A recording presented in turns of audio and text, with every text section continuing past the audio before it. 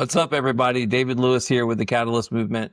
I'm really excited today. I'm joined by someone I think is a legend, someone who I think is amazing, someone who I've been trying really, really hard to get on this interview series because I think she is a professional in the real estate space that's done something in a pretty unique way that should be celebrated, but also she brings a real, like a lot of perspective and the wealth of experience she has at a relatively young age, all things considered. So I'm proud to introduce Eden Jeffery from the Georgia area, not South Georgia, but south of Atlanta. Eden, what's up? How are you? Hey, how's it going? Thanks for having me. I'm glad we're finally doing this.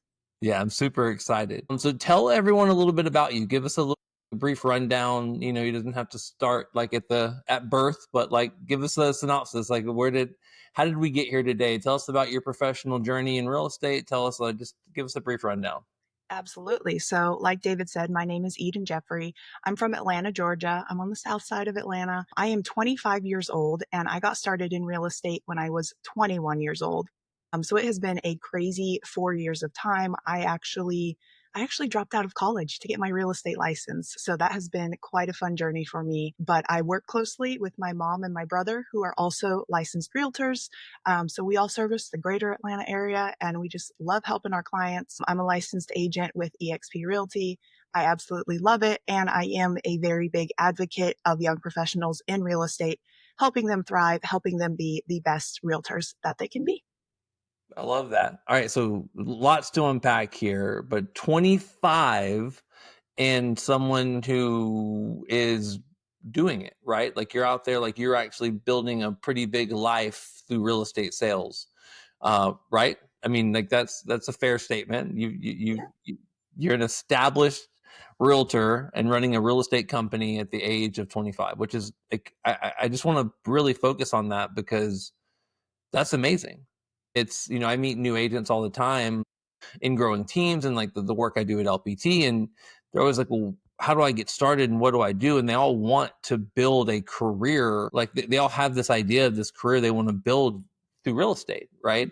And a lot of times it's unattainable because as you know, there are limitations that come with age. Mhm. You only have a certain sphere, and generally speaking, like, I mean, at least if you look now, like at all the data that's in, is that 20 to 25-year-old demographic, they're not buying a lot of houses. It's not a universal truth. It's not that they don't buy any homes, they just don't buy a lot of homes, Mhm. right? So you have to go out and uniquely build a different sphere.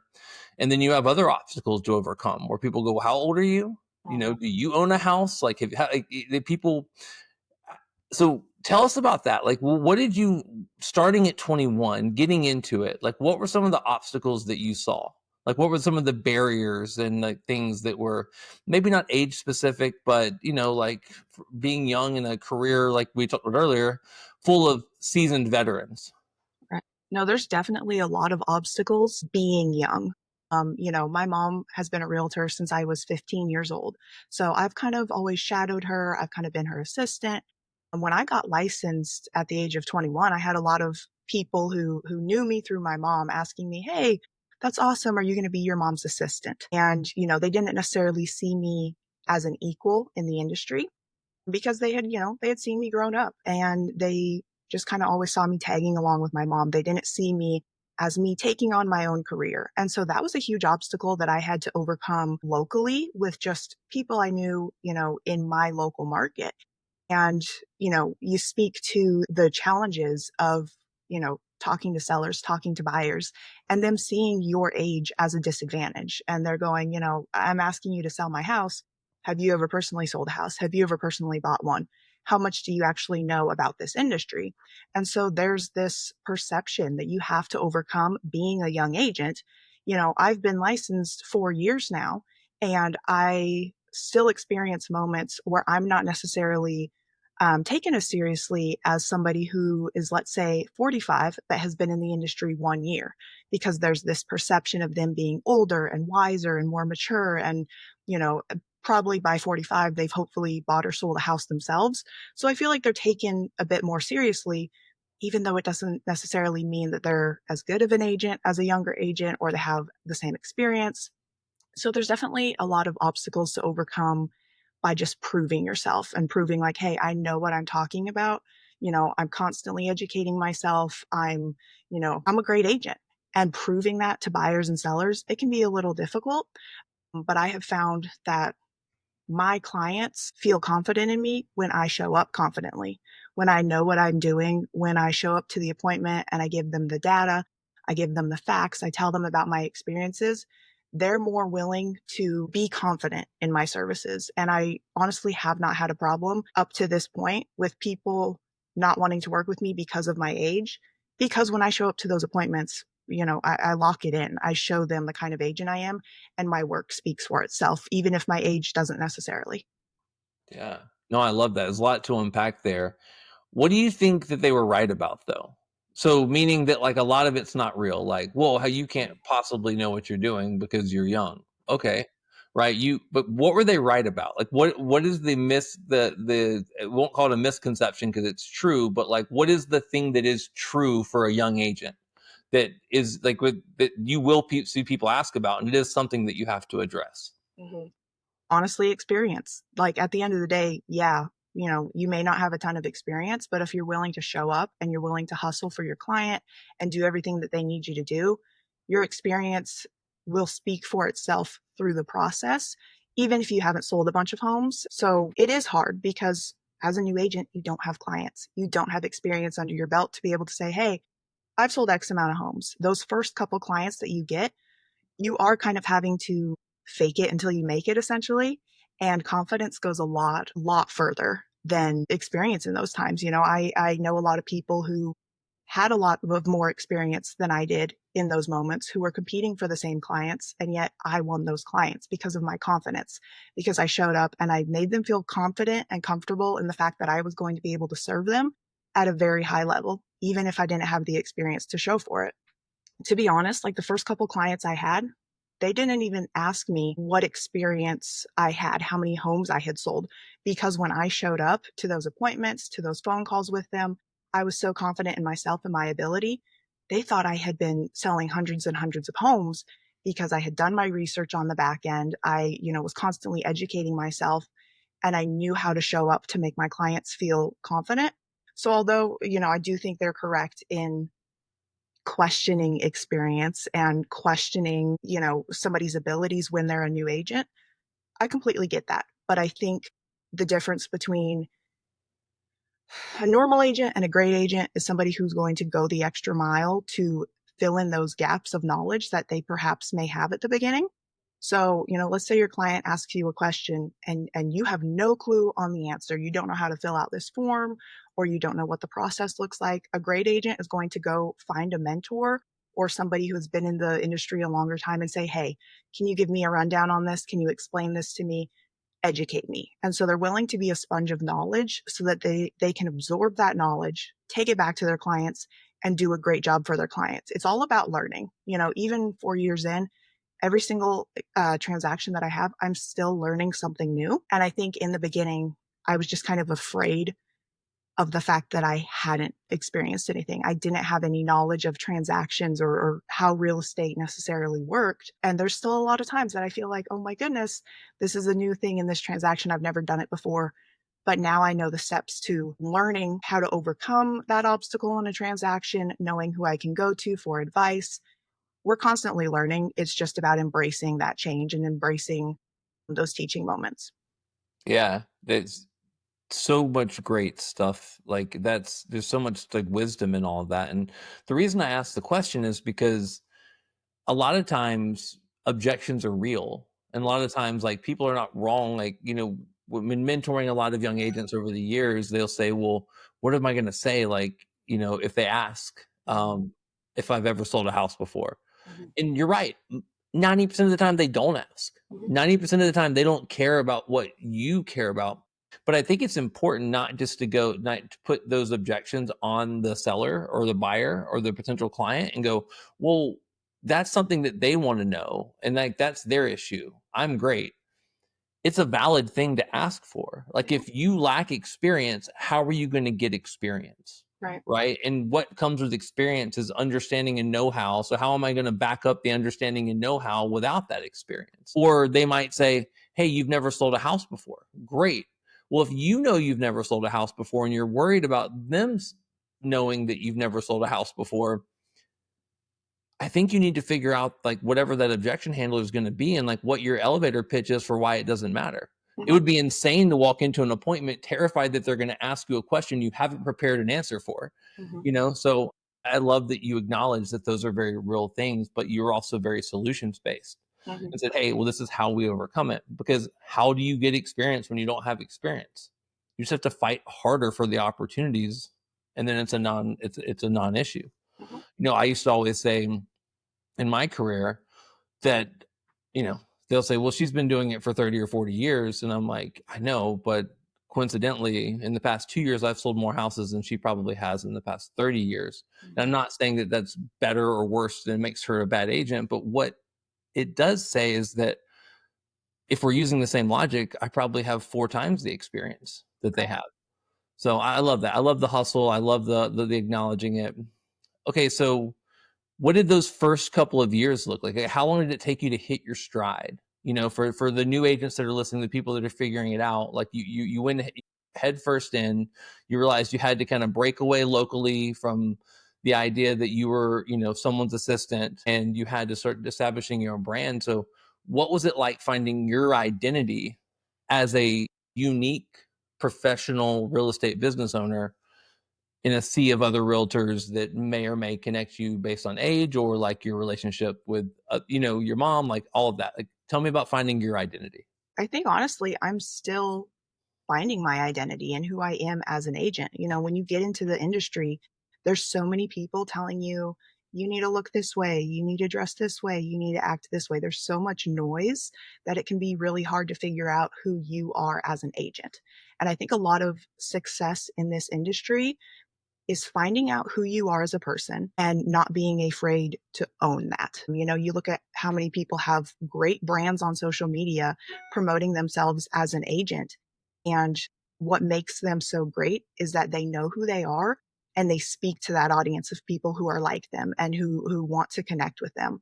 And I think not being afraid of who you are as a person and all your little quirks and all your hobbies, that's the exact thing that's going to help people connect with you on a deeper level. And so I think, with me kind of getting into this space, figuring out who I wanted to be was a long process. My first year, I'll be honest with you, my first year, I only sold one house. There was a lot of struggle getting into this industry and just figuring out who I wanted to be, what kind of agent I wanted to be. And I knew that I wanted to kind of break into the luxury space, but I would look at all these luxury realtors and say, well, I don't look like that. I don't dress like that. How can I fit into that space? And so a lot of it was me kind of wanting to not necessarily copy these people, but taking inspiration from them and trying to make that be me.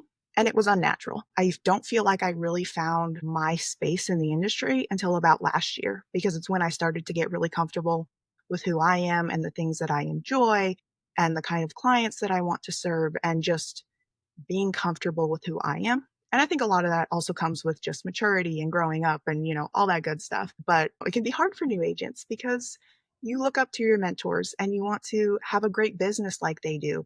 But, you're not always going to be able to exactly replicate the business they have and who they are because you're a completely different person than them.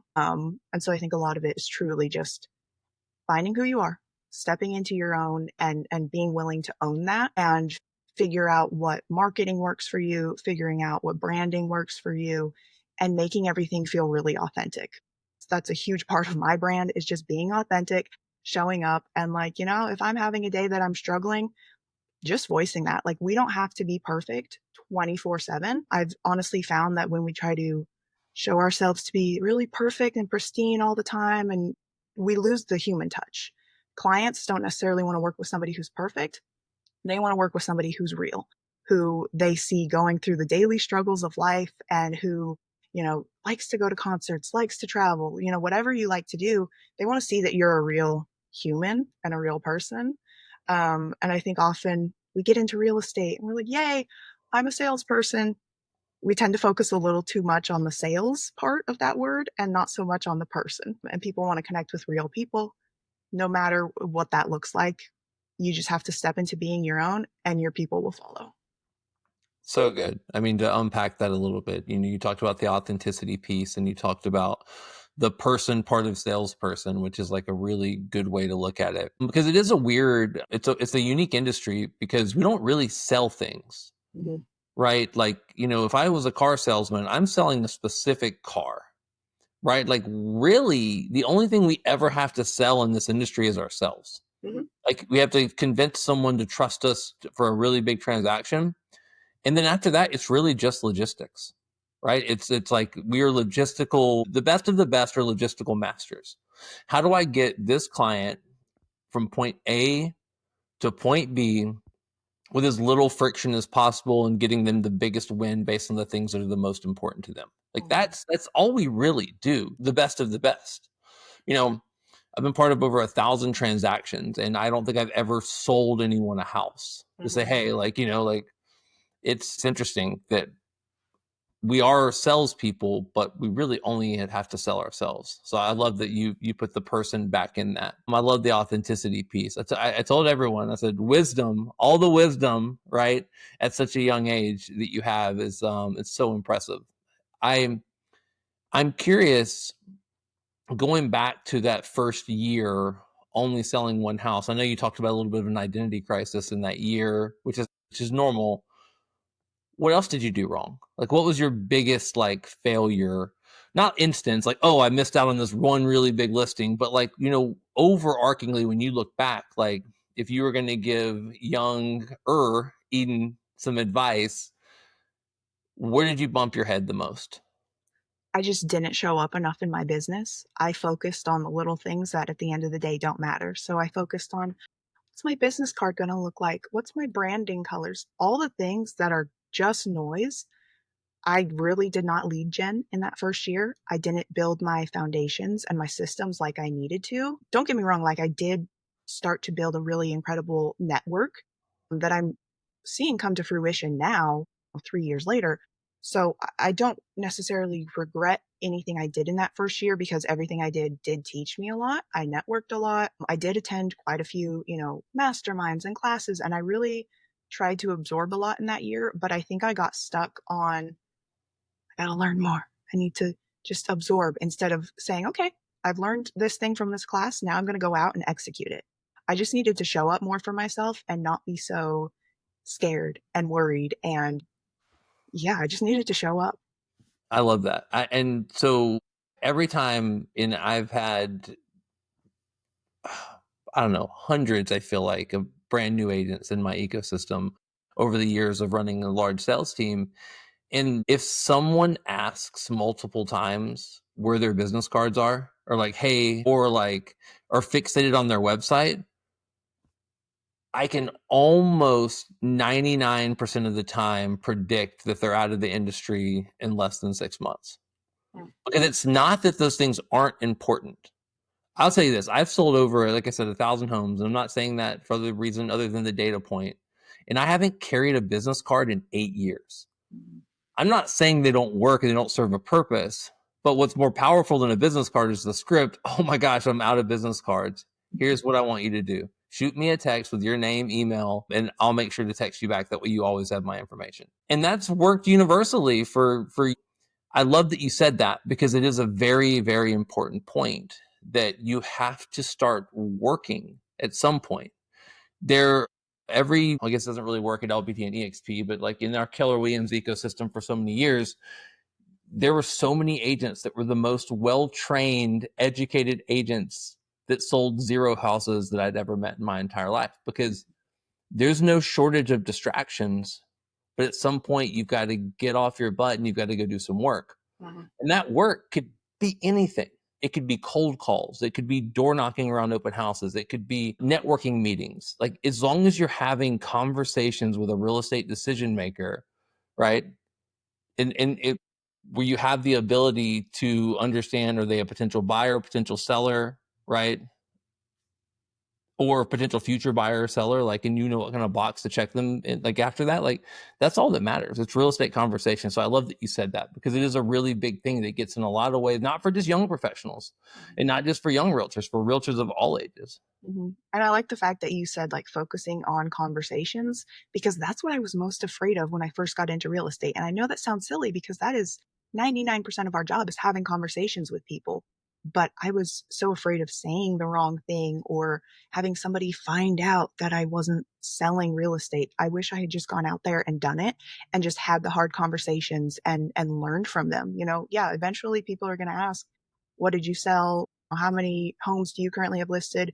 And you're going to come to the point where you say, well, I haven't sold anything. I don't have any listings, but because I don't have anything right now, I'm going to be able to put 110% focus into you and helping you get your home sold, doing marketing, XYZ, just kind of getting over that hump of those hard conversations and the things that I was afraid of. I wish I had done that a lot sooner because once I did do those things, I realized that they weren't all that scary. And it wasn't scary. It wasn't hard. It's just that I hadn't done it before.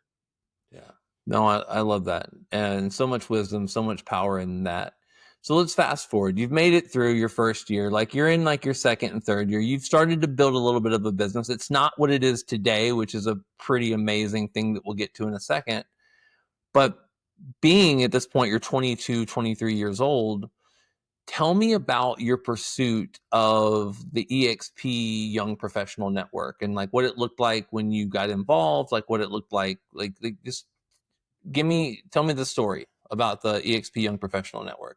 Of course. So when I first got licensed at 21, like I had kind of told you, I didn't really feel like I had a community of people who understood me, kind of knew what I was going through because everybody around me was, he's older and they had been in the business a really long time. And I feel like there's a very unique set of struggles that young agents nowadays face. And just having people to connect with on that front, I think is really important. So I knew that I needed people who were around my age, who understood my struggles, who I could openly talk to about these struggles and kind of overcome them with so that we could come together, we could mastermind, and we could help each other be even better in the industry than we currently were. I initially kind of started to get involved with my local young professionals network, and I quickly found that there were not actually any young professionals in that network. I was the youngest by a good 20 years.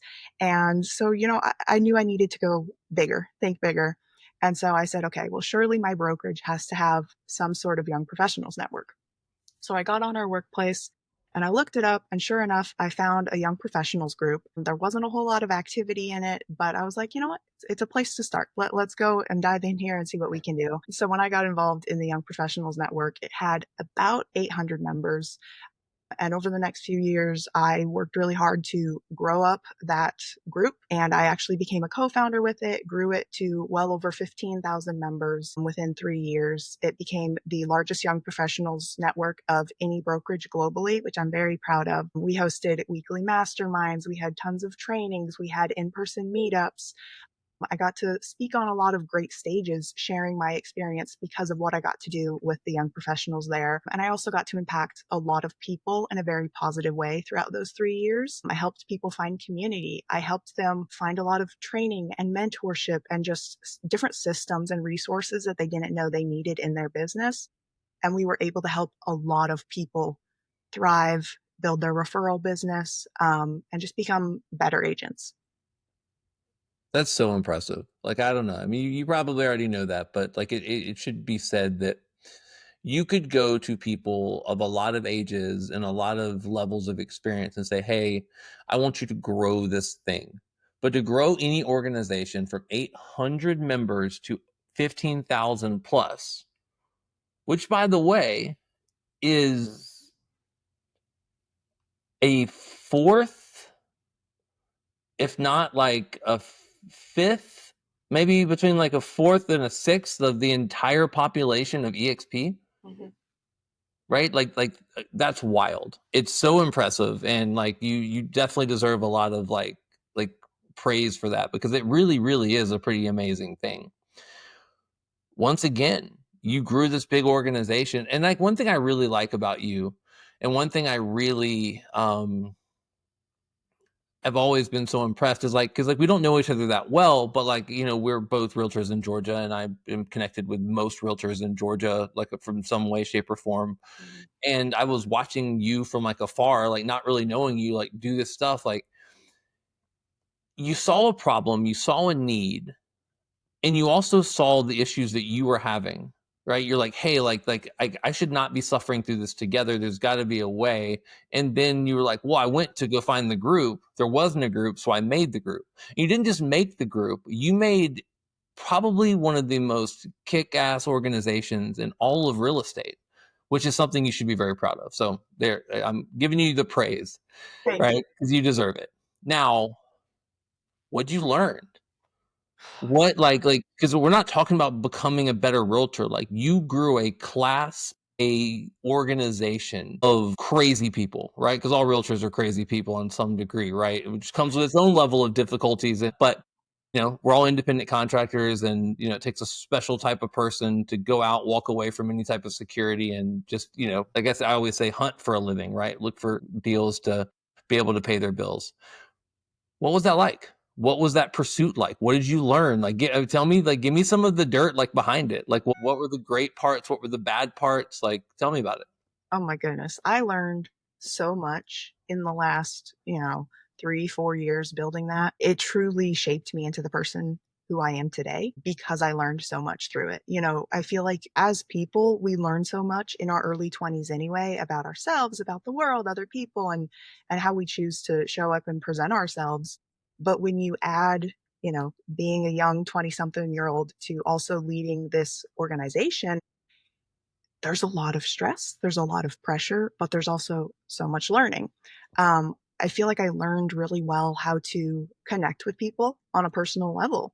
That's really at the end of the day why I wanted to build this organization, is because I wanted people to have those personal one-on-one connections and friendships that I feel like a lot of us were kind of missing in the industry and, at our company. And so through building that, I connected with thousands and thousands of people one on one. Like, don't get me wrong, we had our big meetings and we had our big get togethers and stuff. But ultimately, the heart of that organization was getting to know people one on one and saying, hey, tell me about your business. Tell me about you. How's it going? What are your struggles? And how can I personally help you overcome those struggles? Or, what can I kind of implement into this group to help you personally? Because I know that you're not the only one who's experiencing this. I know that if you're going through it, somebody else is, and so are probably, 1,000 other people at our company who could benefit from this resource. And so getting to know people on a personal level really not only boosted that organization, but it boosted my business. It boosted just my network in general. Like, I know so many incredible people and I have so many incredible friends because I put in the effort to build this organization. And man, like, there's just a million things that I could say that I learned about it. I learned how to really help people see a vision of something that didn't exist yet.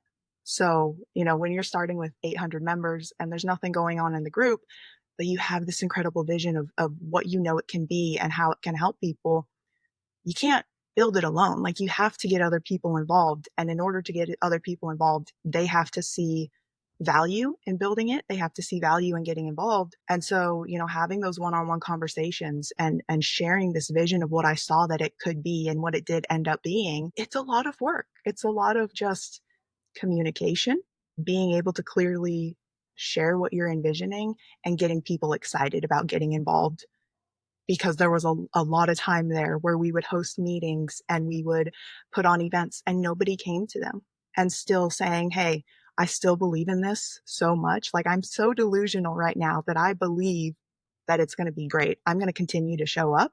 Even if nobody else does, I'm going to continue to post every day. I'm going to continue to go out there and talk to people. And it was a lot of doing it alone, but it was also learning how to get other people involved so that it was not just me and my little dream. It was a big group of people who believed in something bigger than themselves. Absolutely. That's amazing. And delusional is the right word because, like, I think you have to be a certain level of delusional to find success, because success never comes easy, right? Success is never instant. It always takes time. You always have to figure things out. You're You're not always going to get the listing. You're not always going to, people are not always going to show up at your meeting. Yeah, that's delusional is a perfect word for it. What surprised you? Like what, like, let's go positive and negative, right? Not negative and like, it's got to be the worst, but like, what was an obstacle you didn't see coming?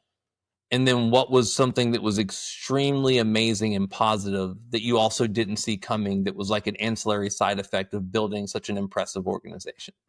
Yeah, so I'm going to start with the positive here because I love talking about the positive. So I think what I didn't expect for the positive was how many people it was actually going to impact. I initially thought, okay, maybe we'll get a few thousand people in this group. I did not think that we were going to reach the level of 15,000 and have a good, share of the company all a part of this group. I also didn't expect, how many people were going to say this group has completely transformed my life. Like I was on the verge of quitting real estate. I didn't have any direction in life. I didn't have any friends. I was in a really dark place. And then I found this group, or, I met you, Eden, and you got me involved in this. And it completely changed the way I think about myself, the way I think about real estate. And I went from having no sales to having 5 million under contract this month alone. So although I knew it was an important group and it was going to have a lot of impact, I don't think I realized just how big that impact was going to be, and how many people it was going to impact. So that was a really cool thing to watch unfold. Yeah, that's awesome. Yeah, I mean, amazing. Like it really is so impressive to grow. And in what we call single entity brokerages, because I don't really like the cloud-based brokerage like moniker, because I don't think it's necessarily true because we don't exist in a cloud, right? But we are single entity, meaning that like, we're not separated, whether it be LPT or real or EXP. We're not separated by branch offices. We're not separated by territories. Like, you know, these companies are built to where if me and you have real estate license in 40 states of the country, we can operate freely in those 40 states under the one brokerage Mhm, without very little barriers. But with that, there isn't there is a vacuum for young professionals, because what you see is you see companies like EXP, because they've been historically around long enough, where you have these silos or these organizations based on downlines and rev share, and there's value based on those, but generally speaking, the people at the top of those organizations are only paying attention to other heavy hitters and other sharks, right? And there's nothing wrong with that. But who gets lost in the shuffle are the young hustlers who are trying to figure it out, mhm, right? Who aren't necessarily interested in downlines and rev share and stuff like that. They're just trying to figure out how to sell some houses, mhm, and for you to build an ecosystem, not profit based, right? Like, not like, because a lot of the silos in any of these organizations, whether it be EXP, Real, LPT, are they only exist because there's a revenue flow that goes up. But for you, just out of service and out of heart, to go out and like serve this underserved population, and obviously a large population, because we talked about it, it's a fifth or a sixth of the entire company of EXP, is amazing. And for you to see that need and for them to respond, it just shows that like you had the right idea, that your finger was on the pulse, and like you definitely understood it. What was the obstacle? What was the thing you didn't see coming? What was the thing that like made it specifically challenged? Because scale is challenging in anything. mhm, The problems or obstacles you see with a 800 agent organization as opposed to a 15,000 are massively different. mhm. They Tell me about definitely it. are. What surprised you in that front? What surprised me was how many people wanted to get involved for the wrong reasons. So, I never got paid a penny for anything that I did with this organization. It was Right. purely volunteer. And because it was purely volunteer and because I essentially built it from the ground up, I had a lot of passion for it. And I saw the way that it was positively impacting people. And of course, I was trying to get more people involved. But it became really surprising to me how there were people who I, tried talking to about it. They're like, no, thank you. Like, I'm not interested right now. Okay, no worries. We're always here to support you. But, those same people then, year and a half later, when we were having quite a bit of success, they're begging to get back in the door to be a part of the leadership team. And, I conducted extensive interviews of everybody I brought on the team. And I had, some questions that I would ask them to get to know them. But I also had some qualifying questions that I felt like were pretty good litmus tests so that anytime, I was unsure about somebody's true intentions getting involved in the group, it would kind of give me an insight to whether they wanted to truly be a part of this group to contribute or whether they wanted to be a part of this group to kind of reap the rewards of, everybody's hard work. And of course, there's always going to be a bit of that when you grow something large and it's very successful. But it was really important for the integrity of our leadership group and for the integrity of the group as a whole that we had people actively involved in shaping it and getting other people involved who cared about helping people and who cared about helping people more than they cared about, the way that they were perceived with a title or a status, or who were just there to hopefully get some referrals from other team members. And so that was something that was very surprising for me, because I am so biased when it comes to this, because I'm truly just in it to help people. And so to see a lot of people who wanted to get involved not for the right reasons and um, not because they care about people was a kind of a hard obstacle to overcome, because you're trying to kind of trying to filter through these people in real time. And of course I want this group to be there for the benefits of people. That's why it was built, to benefit people. But when it comes to the internal structure, people have to care more about people than they do about money or status or titles. Yeah. One of my mentors a long time ago used to always say people over profit. And, he's, I think it can be people and profit, but I do think it has to be in that order because I would imagine that even though you set out with like the most like holistic and most like best of intentions and approach in building this, and you weren't doing it to make money and you weren't doing it to reap rewards, I would imagine you have reaped so many rewards and so many like ancillary, like whether it be from the relationships, from the referrals, from the connections, from the people now in the rooms that you got in. Like, I would imagine that while you didn't use an arbitrary number here, while you didn't get a check for $100,000 to do it, I would imagine you've well surpassed that in the benefits. And it's hard for people to understand that sometimes you can put people first and the money will come, the opportunity will come, the quote unquote profit will come. And like for you to like see that, it's true. And you do have to like really understand people's motivation and what are they trying to get out of it. Because I always say, like, an organization, when you build it, like especially one like this that's not like an actual company, like you do have to do it at a company too, but like, because when you go, oh, what's the culture here, like what's our mission, what are our values, when you build an organization, like, you have to spend almost more time shaping that culture and protecting those values, because you never really know, like, it's so much more susceptible to being like deteriorated, Mhm. right? Where a company has barriers and rules and like, executives, like, you're like, hey, I just got this thing of this group of people and we have a common mission and a common goal and I've got to like fight for that. So it's very cool that you saw that. Yeah. And, don't get me wrong, I definitely benefited a lot, like you said, by getting into rooms and networking with people and having those relationships. So I definitely did benefit tenfold from the time that I put into it. But I think a misconception people have is that I reaped these rewards strictly because of a title that I had. So when I started this, I didn't have any title. I was just doing it. And then I think it was, year and a half into it, then I was given the title of chair. But that was not ever a goal of mine, was to have a title. My goal was to help people.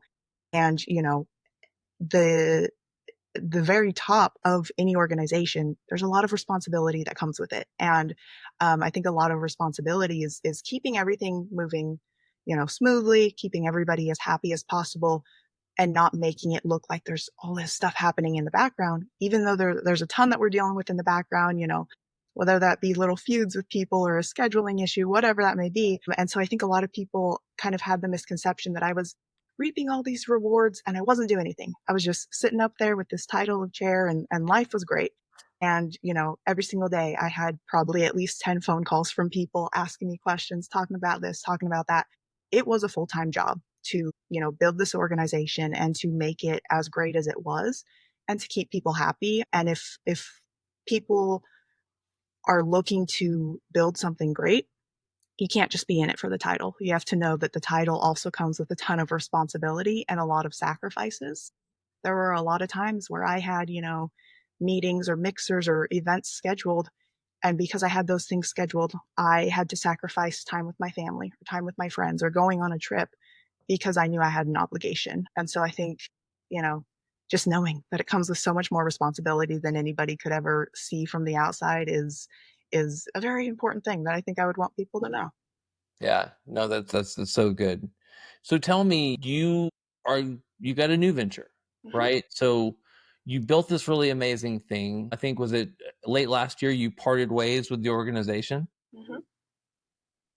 Without getting too deep into the weeds on that, like I'm not really more focused on like the why you decided to part ways, but like more, like you're going through these seasons of business. Like you had this season of a new agent, and then you had this season of building an organization. And the whole time you're selling houses and you're doing the other stuff too. But how did you know that this season was ending and that a new season was coming? I'm more interested in understanding that. Like, because that's a wisdom thing that like you probably shouldn't be capable of doing at 24, 25, right? To Mhm. be able to walk away from something, what were the indicators for you that it was time to close the season out and start a new one? I think at the end of the day for me, it was just understanding that sometimes God closes certain doors and you have to be willing to walk through the new door that he's opening with complete faith, even if you don't understand it at the time, even if you're confused by a lot of things. And I think I've kind of learned how to pick up on if it's time to end something and move on to something better just by being in real estate, just by these last few years of seeing so many things and experiencing so much. It became overwhelmingly clear to me that it was a time for me to move on. And, I had done what I needed to accomplish in this role and in this chapter of my life. And it got me to a really great place in my career. I met so many incredible people. I have so many wonderful, wonderful friends and mentors who have poured into me because of this. But it got to the point where my opportunity for growth in that position, both personally, professionally, and just every way that I could imagine, it had become kind of stagnant. And I'm always somebody who's looking to grow, who's looking to continue to impact people and I don't like staying still too long. And it became clear to me that it was just time to move on. And I had some ideas in my head of things I wanted to go on and do. And I didn't have the time for those things because I was spending, 40 hours a week building the young professionals and helping it continue to run. And so I think for me, it was less about what I was leaving behind and more about the opportunities that I was looking forward to and what I was going to allow myself to be able to do by getting those 40 hours back in my week. I was going to be able to continue to grow and scale my business. I was going to be able to focus on my other passion projects. And it was just time to step into a new chapter. I love that. That's all I said in the beginning. Wisdom, so much wisdom, so much. That's such an impressive like decision making flow and process. So tell me about Eden today. Tell me about we talked about Eden in the beginning. We've talked about Eden in the middle of this like basically 4 or 5 year career that feels like it's like a 60-year career with all the cool stuff you've gotten to do. What's your world like now? What are you working on? What are you the most excited about? What what was the first thing you did when you like shedded the responsibilities of running that giant group? Like what was the first thing that you did? And then what are you doing now and what are you looking forward to in the future? Mhm. The first thing I did was honestly just breathe. I stepped away from that position right before the holidays at the end of this last year. And so I was able to just enjoy the holidays with my family and have some quality time.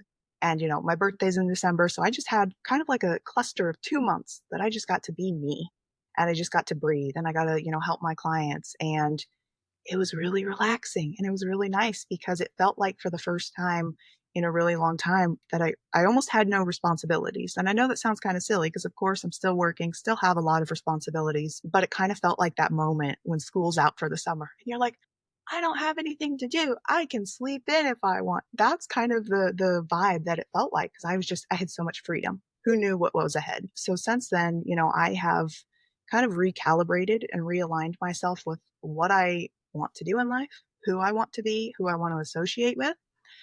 And so moving forward, I'm focused on continuing to serve my clients here in the Atlanta area. And I'm also really focused on still helping young professionals in real estate. So I have actually launched a new broker agnostic group called Young Professionals in Real Estate. It's really easy to search, but basically it's a lot of the same concepts of what I built at EXP, but it's now broker agnostic. So whether somebody's at LPT, Real, Exit, KW, this is a group that they can come and they can join, and we all get to network together, help each other, build friendships. And I think it's a really great opportunity because now people are going to have a community that they can come, they can join, and they can be a part of, and they don't have to worry about losing that community if they decide that they need to switch brokerages for whatever reason.